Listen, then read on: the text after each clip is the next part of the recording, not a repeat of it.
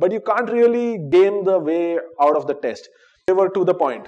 I was a confused soul, and they said, first, you forget your confusions, do what is told. Small mistakes can cost you 30 to 40 points on the final day. I was so skeptical that I'll not get in, that I went ahead and asked them to postpone it.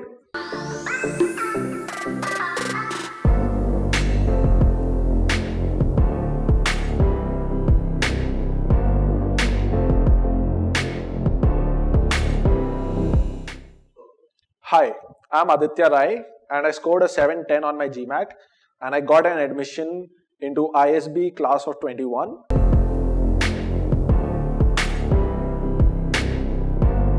I started my GMAT preparation in January last year, 2019. That's when I decided that CAT is not the kind of exam for me. And I had seen my seniors prepare for GMAT. I really liked the format of the test. I loved the questions and how they were testing our critical thinking. I am a fan of the testing format in general. I liked the GMAT format over the CAT format. And I believe GMAT is quite a bit like an IQ test. So you need to know the fundamentals, but you can't really game your system and game the way out of the test.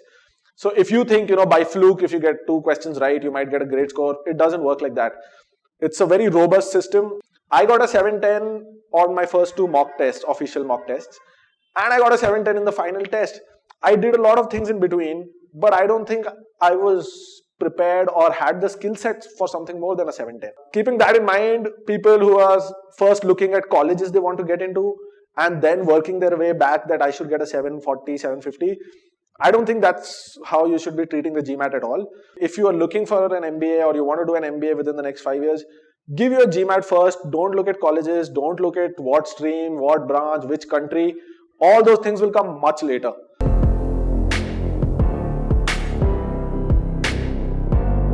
I recommend taking a coaching because most of us are working. It's very difficult for you to do years of research, find the correct strategy, find the correct material. I bought the official guide in January 2019. I spent 6 months trying to figure out where to start preparing. And then finally, I joined Visaco in June of 2019, 14th June to be precise. Because in those 6 months, I did not know where to start, what am I good at, what am I bad at.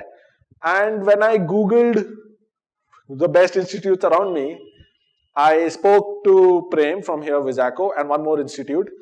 And the biggest difference that I found with Visaco was everywhere, any review you read about Visaco, it mentions 2 names very clearly, Shweta and Bhaskar sir. And it had so much of a personal connect because they are personally involved in the institute and they are the ones who were training each of the students. Everybody spoke about Visaco in terms of Bhaskar sir, Shweta, Prem, Vignesh. So I was not looking for tutors or a tuition center. I was looking for a mentor. I was looking for the same mindset and a group of people who were facing the same challenges that I was. And that is why I attended a demo class and I realized Visaco is the institute for me. I attended I just saw another institute and it didn't connect. I am an engineer and I like to be to the point. So when I came to this institute, they were to the point. I was a confused soul and they said, first, you forget your confusions, do what is told. So I'd say the same thing. Without a coaching, it was not possible for me.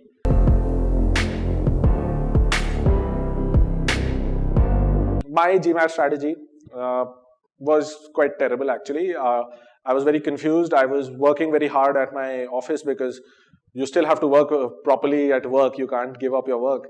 And I started trying to prepare for myself for 6 months. Wasted that entire 6 months.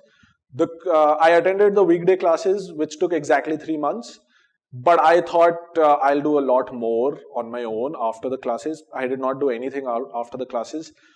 Finally, in December, I realized that I have spent another 6 months and not given the test yet. So I went and gave the test on 3rd of December and then I had to give it again on 28th of December.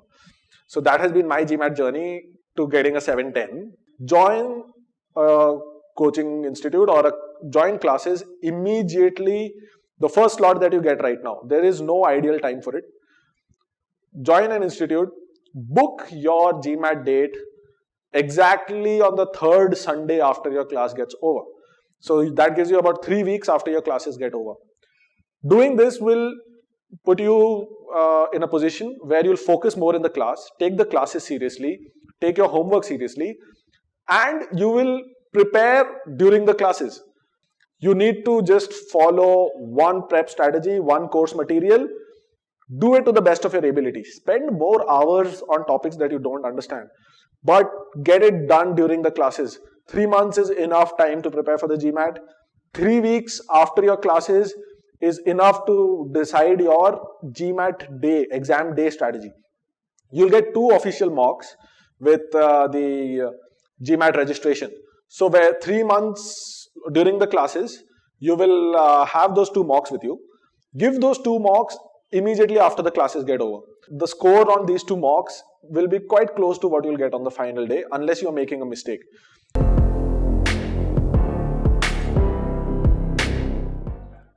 So now the actual GMAT day.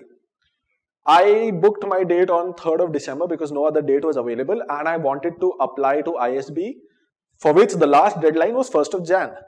So I booked 3rd of December because that was the earliest date I got, and it was a Tuesday morning 9 a.m. slot. 9 o'clock I went in and to give the test, and I knew that I'm not in the best of physical condition to give the test, and I got a 650.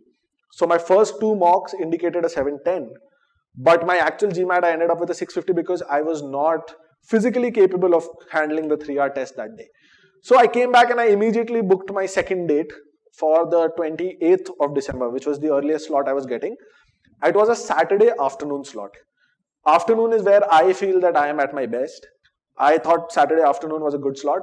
And only mistake I did was I was quite relaxed in my first section, which was cons, and missed the last 3 questions. That's a big no-no. So always look up at the screen and monitor your time.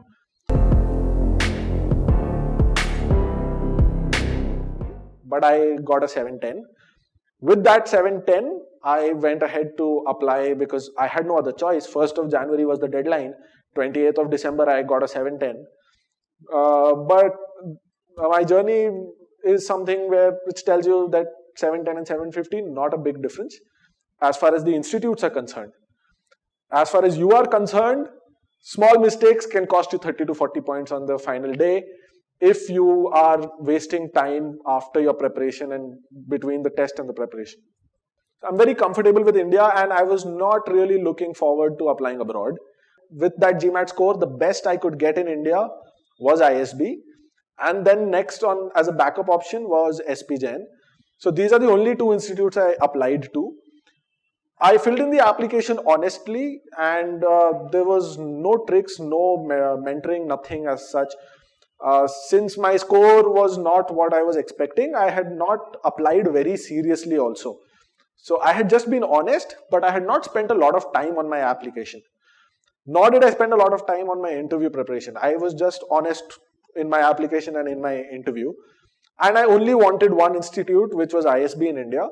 They had asked me for an essay. There were 2 essays, and I just wrote the essay honestly. Like I said, I was not trying to game the system. I was just being honest, and I just wanted to see a feedback of what does the admission committee feel about my current application. This is the honest current application I had. But they liked it, and in fact, I applied on 1st of January, which was the deadline for round 3. And I got an interview call on 5th of January itself. So I had my first interview call on 18th, I think. But I was so skeptical that I'll not get in, that I went ahead and asked them to postpone it. They seemed shocked that why am I postponing it, and I did not know at that time that people are called for interview based on the priority the institute is trying to give you. So I voluntarily gave up my priority position to somebody else and went down a week in priority.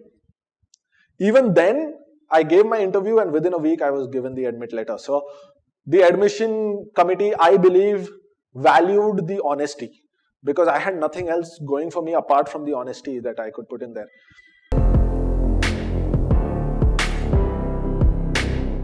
The curriculum isn't tough.